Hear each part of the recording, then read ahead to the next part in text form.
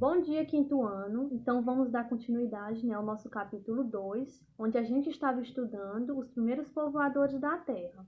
Na aula anterior, a gente percebeu, né, pessoal, que há duas divisões na história, que é a pré-história e a história. E dentro dessas divisões, a gente vai ter os caçadores e coletores e os agricultores e pastores. E por conta disso, né, pessoal, hoje a gente vai perceber, através desses primeiros seres humanos, né, que a história ela vai ter outro desenrolar, ou seja, vai surgir a partir dos agricultores e pastores uma nova forma de organização, uma nova forma de viver, né, nesses locais. Na página 26, pessoal, vocês vão acompanhar junto comigo o restante do capítulo. Vão fazer uma leitura da imagem e a leitura desse restante de capítulo. Primeiramente, da aldeia à cidade. Nessa página, pessoal, estão sendo mostradas, né, que com a agricultura, né, e o pastoreio, essas duas atividades, aumentou-se também a oferta de alimentação, né? Então as pessoas, elas precisavam conservar e transportar esses alimentos, já, né, que elas estavam aumentando esse plantio, né, e essa criação. Então, o que é que essas pessoas fizeram, né? Elas inventaram a cerâmica, ou seja, o barro modelado e cozido. Para quê? Para poder armazenar esses alimentos, né, e poder transportar eles para outras aldeias e para outras cidades que estavam começando a se formar. Isso, pessoal, também vai fazer com que as pessoas, né, esse aumento na agricultura, vai fazer com que essas pessoas também, né, elas passem a viver mais, elas passem a constituir mais uma família maior, né? E o crescimento da população, né? Porque vão surgir novas e novas pessoas. Com isso, pessoal, vai também crescer a divisão de trabalho. Eles vão deixar, né, de ser só agricultores e pastores e estarem centrados só naquelas atividades e vão também passar a desenvolver outras. Vão passar a dividir o trabalho, ou seja, eles vão criar, né, novos instrumentos para aumentar esse trabalho. Por exemplo, nesse período surgiu uma coisa que a gente conhece hoje, né, que é bem comum para a gente, que é o arado puxado a bois. E também, pessoal, há técnicas de irrigar o solo, né? Então, algumas aldeias, por conta disso, né, dessa nova tecnologia que estava surgindo, eles passaram a consumir mais alimentos e a produzir mais, né, por conta disso. Então, ó, havia uma sobra, né? Eles tinham que tirar, né, a parte para eles sobreviver, né, agora. E essa sobra, o que é que eles podiam fazer? Eles poderiam, né, praticar o comércio, ou seja, fazer uma troca, uma espécie de troca por outros alimentos que eles não tinham em seus locais de moradia, certo? Então, eles passaram a desenvolver essas outras atividades, né? Sair do seu local e ir, né, para outras aldeias e outros comércios para vender, né, fazer essa troca por esses alimentos que eles não tinham. Não somente alimentos, mas também objetos, né, que eles não tinham nas suas aldeias. Com isso, pessoal, o que é que vai acontecer? Vai haver um aumento crescente, né, da divisão de trabalho.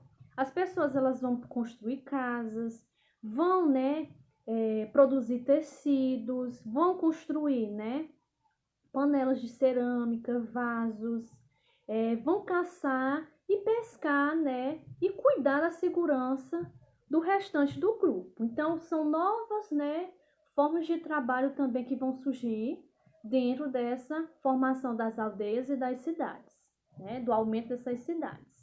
Com relação novamente ao comércio, pessoal, vai haver essa troca, né? Então, o que é que eles faziam? Como é que eles faziam essa troca, né? Eles trocavam por objetos e instrumentos e alimentos que eles não tinham, né? Então, por exemplo, se eu planto milho e eu tenho milho em excesso, eu vou tirar a parte do milho para minha sobrevivência e vou levar, né, o restante que sobra para me comercializar e trocar por algo que eu não tenho na minha casa, não é isso?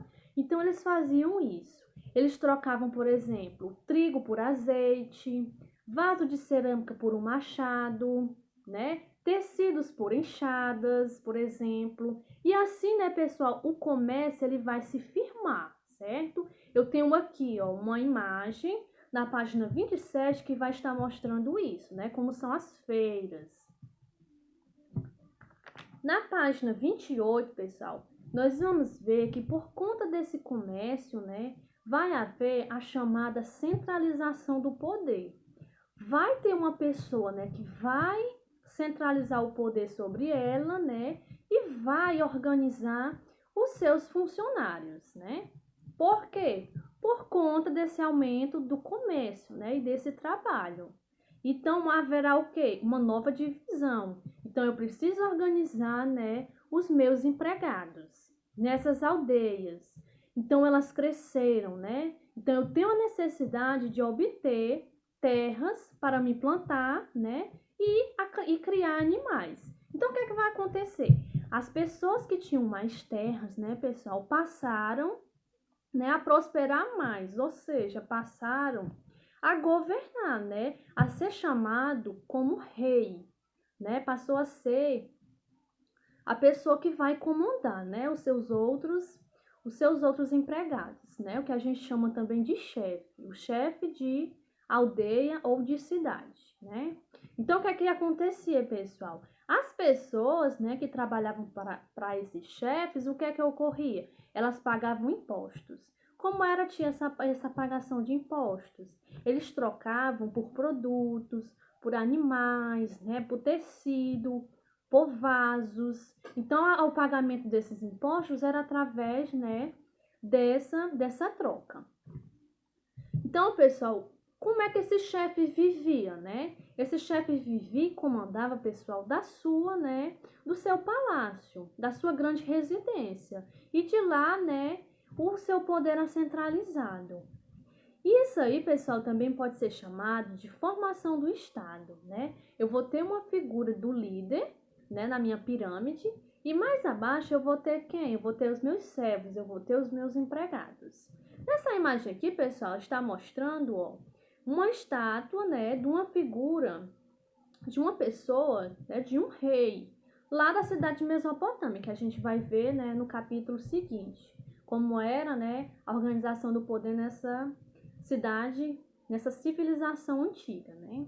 Então, essa imagem aqui, ela é só para mostrar, né, que era um rei de uma cidade, que ele era uma pessoa que o poder estava centrado nele, né? Era como se fosse um rei.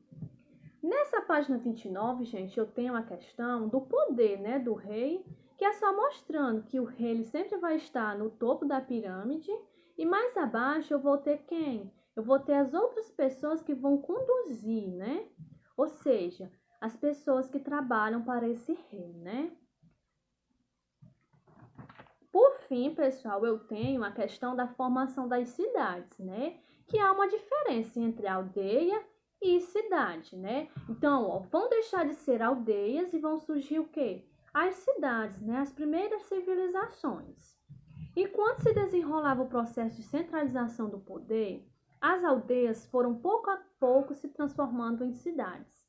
Então, a cidade ela vai se distinguir, né, das aldeias. E nós temos 3 características principais, que são a maior divisão de trabalho que a gente viu, né, recapitulando, o poder centralizado na figura de um rei, de um chefe, né, onde essa pessoa vai comandar os outros, e as primeiras cidades, né, pessoal, o comércio vai ser feito regularizado, né? Ou seja, vai ter as feiras, né, onde vão ser comercializados produtos, né, dessas pessoas, desses agricultores, desses pastores, né, desses ceramistas.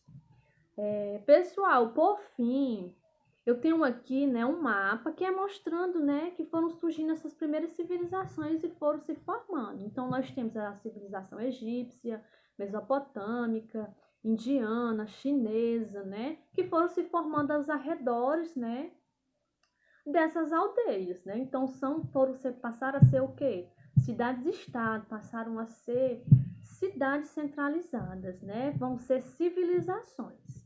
Pessoal, como atividade, né, nós vamos hoje fazer a página 32, 33, 34 e 35, para a gente concluir, né, o nosso capítulo 2.